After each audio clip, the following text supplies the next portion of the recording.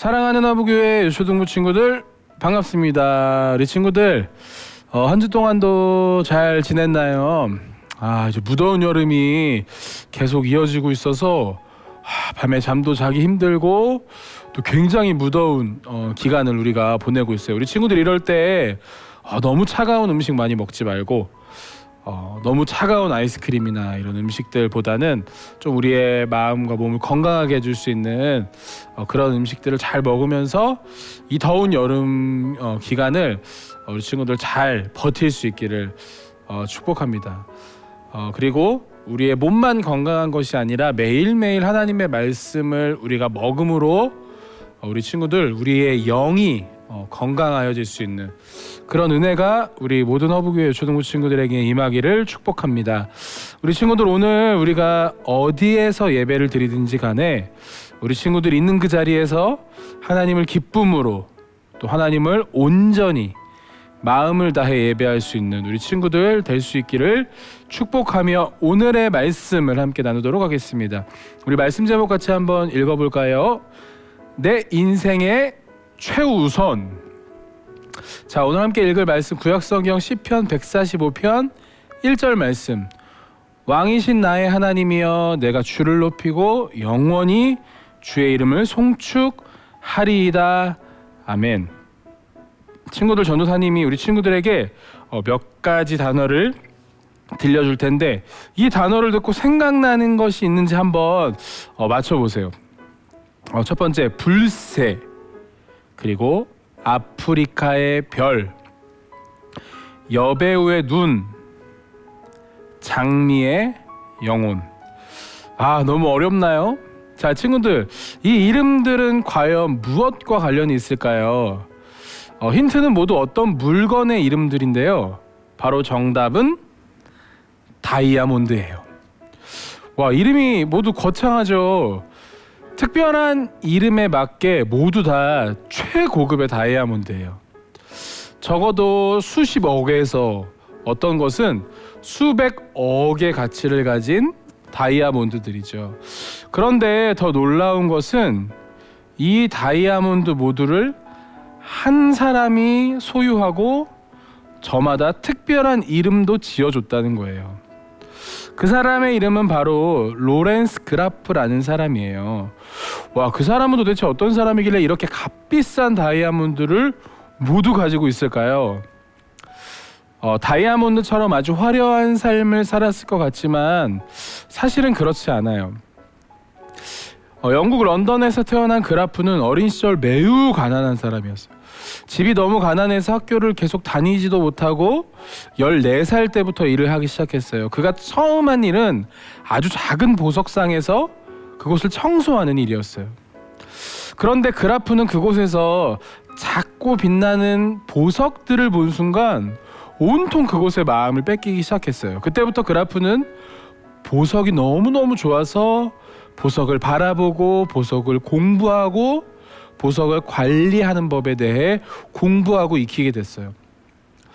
보석에 대한 꿈을 가지고 열심히 살아가다가 마침내 10년이 지난 24살에 자신의 이름으로 아주 작은 보석상을 하나 차리게 됐어요. 비록 아주 작은 보석상이었지만 진귀한 보석을 알아보는 그의 안목과 감각은 아주 뛰어났어요. 결국 보석 수집가였던 이 브루나이의 왕가의 왕비가 그의 보석에 관심을 갖게 되면서 이 그라프라는 사람이 세상에 알려지게 됐어요. 이후 세계 최고 부자들이 그 그라프의 보석상에 단골이 됐고 그라프의 작은 보석상은 이제 세계에서 가장 큰 다이아몬드 회사가 되었어요. 사람들은 그를 다이아몬드의 죄왕이라고 불러요. 작은 가게에서 청소를 하던 소년 그라프가 어떻게 다이아몬드의 제왕이 될 수 있었을까요? 그것은 그가 다이아몬드를 너무너무 좋아했고 그것을 공부했기 때문이에요. 보석을 너무 좋아하다 보니까 그 보석만 생각하게 되고 그렇게 생각하는 마음이 그를 세계 최고의 다이아몬드 보석상이 되게 만들었을 거예요. 친구들, 사람은 누구나 좋아하는 것이 있죠. 그리고 그 좋아하는 것을 날마다 생각하고 그것을 갖기 위해 모든 노력을 다하는 거예요. 음악을 너무 사랑하는 사람은 마치 자신이 음악을 위해 사는 것처럼 말하고 행동하기도 하죠. 전도사님은 또 야구를 굉장히 좋아하는데, 야구를 좋아하는 사람은 야구가 자신의 삶의 모든 것이라고 말하기도 해요. 자기가 좋아하는 것을 자기의 삶의 목표로 삼고 그것을 최우선으로 여기며 살아가죠. 자, 그렇다면 친구들, 우리는 하나님의 백성인데, 하나님의 백성이요 곧 이 땅에 하나님의 일을 이루기 위해 부름받은 우리들은 무엇에 우리의 마음을 온통 뺏겨야 할까요? 우리의 삶의 최우선으로 무엇을 여기며 살아가야 할까요? 어디에서 무엇을 하든 언제나 우리 마음 가운데 품어야 할 목표는 무엇일까요? 이 질문에 대한 답이 오늘 하나님 말씀에 있어요. 남한국 유다 백성은 나라를 잃고 바벨론에 끌려가 포로가 되었지만 하나님은 약속대로 그들을 지키시고 다시 회복시키셨어요. 하나님의 약속대로 몇 년 후에 고향 예루살렘으로 돌아오게 되었죠. 바로 70년. 그들은 고향에 돌아와서 하나님의 백성으로 살며 하나님을 예배할 수 있다는 기대와 기쁨으로 가득 차 있었어요. 자, 그런데 그들의 생각과는 달리 예루살렘은 그들이 기대한 모습과는 너무 달랐어요. 예루살렘이 어떤 모습이었냐? 성벽은 무너졌어요. 바벨론에 의해 불타 없어진 성전은 그 성전 자리에 빈터만 남아 있었어요. 백성들은 하나님을 예배하는 성전이 무너진 자리를 바라보면서 매우 슬퍼했어요. 성전은 백성들이 함께 모여 제사를 드리며 하나님을 높이는 중요한 장소였기 때문이죠. 비록 지금은 그 자리에 성전은 없지만 백성들은 그 자리에서 하나님을 예배하였어요. 함께 모여 성전이 있던 자리에 돌을 쌓아 제단을 만들고 제사를 드리며 하나님을 예배했어요. 그리고 얼마 뒤 고레스 왕의 도움으로 다시 예루살렘 성전을 짓기 시작했어요. 고레스 왕은 남왕국 유다 백성이 고향으로 돌아가서 하나님을 예배할 수 있도록 끝까지 그들을 도와주었어요. 성전의 기초가 완성되자 백성들은 눈물을 흘리며 기뻐했어요. 이제 함께 힘을 모아 나머지 성전을 건축하는 일만 남아있었죠. 하지만 예상치 못한 어려움이 그들을 찾아왔어요. 예루살렘 주변에 살고 있던 사람들이 여러 가지 이유와 방법으로 남왕국 유다 백성들이 성전 짓는 일을 방해하기 시작했기 때문이에요.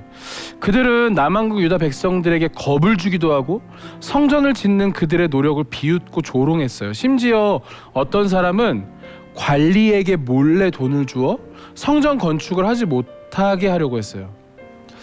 남왕국 유다 백성은 얼마 전까지만 해도 다른 나라에서 포로로 살던 사람들이었잖아요.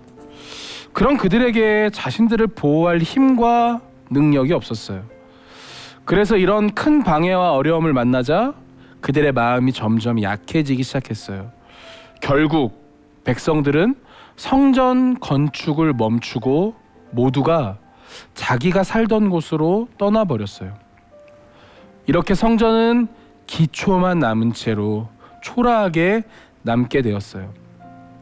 각자 집으로 돌아간 백성들은 자신들의 새로운 생활에 적응하기 위해 열심히 살았어요.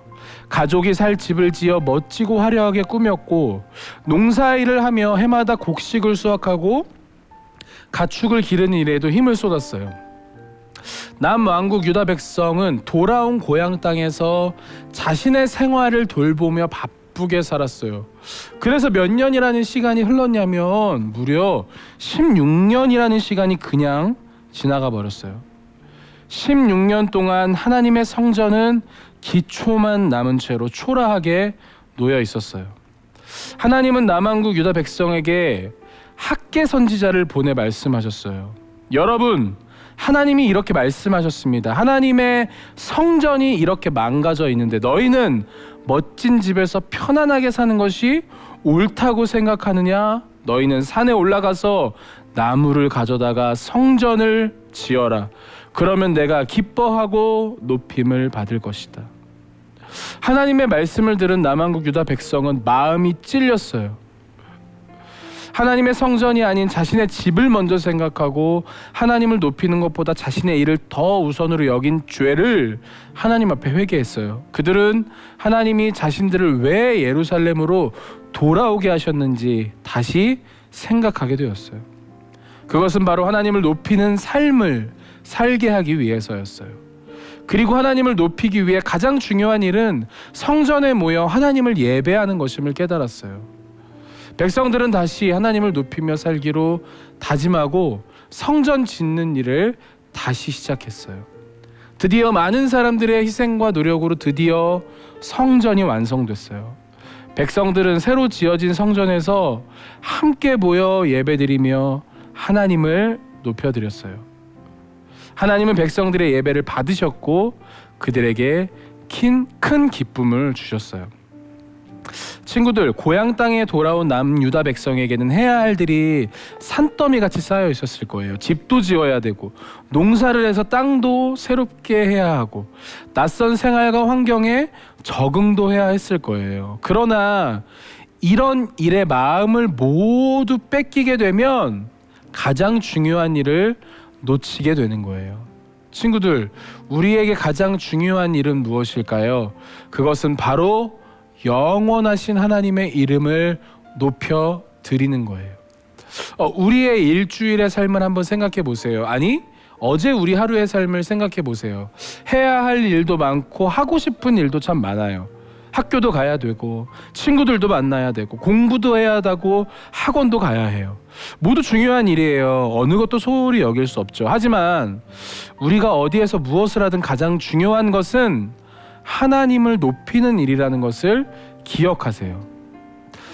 나의 삶보다 하나님을 먼저 생각하고 나의 바쁜 삶을 살아가기보다 하나님을 예배하는 일을 먼저 생각하는 하나님의 사람 되어서 오늘도 하나님을 기쁘시게 하며 이 땅에서 하나님의 복된 자녀의 삶을 살아가는 우리 허브교회 유초등부 친구들 모두가 되기를 예수님의 이름으로 축복합니다.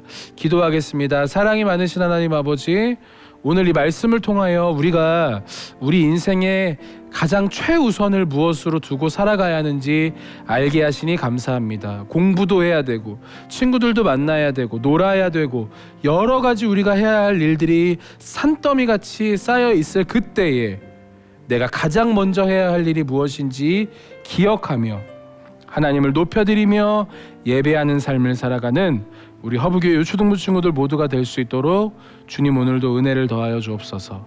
감사드리며 예수님 이름으로 기도드립니다. 아멘.